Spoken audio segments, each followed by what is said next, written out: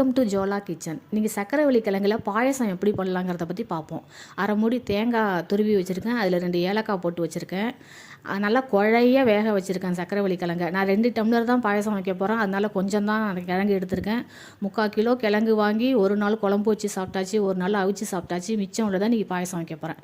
இன்றைக்கி இந்த கிழங்க தோலை உரிச்சிட்டு கொஞ்சம் வெந்நீர் ஊற்றி நல்லா மசிச்சிக்கலாம். கட்டஞ்சி அந்த கிழங்கு உருவு தெரியாத அளவுக்கு நல்லா கடைஞ்சி எடுத்துக்கலாம். இப்போ தேங்காய் பூவை அரைச்சிப்போம். ஏலக்காய் போட்டு வச்சுருக்கோம்ல, அதை அரைச்சி வடிகட்டி பாலாக எடுத்துக்கலாம். தேங்காவோடையே சேர்ந்து ஏலக்காய் அரைக்கும் போது பாயசத்தில் ஏலக்காய் நமக்கு வாயில் டிஸ்டர்ப் பண்ணாது. நாட்டு சர்க்கரை எடுத்து வச்சுருக்கோம் பாருங்கள், வடிகட்டி எடுத்துப்போம். இப்போ அடுப்பில் வச்சு நல்லா இதை சூடு பண்ணி நல்லா கடைஞ்சி எடுத்துருக்கோம். கிழங்குல நாரெல்லாம் இருக்கும், அதெல்லாம் நம்ம எடுத்துடணும். இனிப்பை தூக்கி கொடுக்கறதுக்காக ஒரு 2 கல் உப்பு போட்டிருக்கோம். அதன் பிறகு நாட்டு சர்க்கரை சேர்த்துக்கலாம். 2 டம்ளருக்கு தேவையான அளவு நாட்டு சர்க்கரை நான் சேர்த்துருக்கேன். உங்களுக்கு ஜீனி பிடிக்கும்னு தோணுச்சுன்னா ஜீனி சேர்த்துக்குங்க. நாட்டு சர்க்கரை கரைஞ்சதுக்கப்புறம் தேங்காய் பால் ஏலக்காய் போட்டு அரைச்சி பால் எடுத்து வச்சுருக்கோம்ல, அதை வந்து இதில் சேர்த்துக்கலாம்.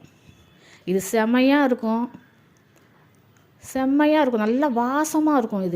இந்த தேங்காய் பால் வாசத்துக்கும் இந்த நாட்டு சர்க்கரைக்கும், இந்த சக்கரவள்ளி கிழங்கு ஏற்கனவே ஸ்வீட்டாக தான் இருக்கும், அதோட மணத்துக்கும் செம்மையாக இருக்கும். ஒரு நாள் ட்ரை பண்ணி பாருங்கள். இப்போ 2 டம்ளரில் மாற்றிக்கிட்டு மேலே வந்து கொஞ்சோண்டு தேங்காய் பூவை தூவி விட்டுக்கிட்டு இதை குடித்தோம்னா அவ்வளோ டேஸ்ட்டாக இருக்கும். இந்த வீடியோ உங்களுக்கு பிடிச்சிருந்துச்சுன்னா லைக் பண்ணுங்கள், ஷேர் பண்ணுங்கள், சப்ஸ்கிரைப் பண்ணுங்கள்.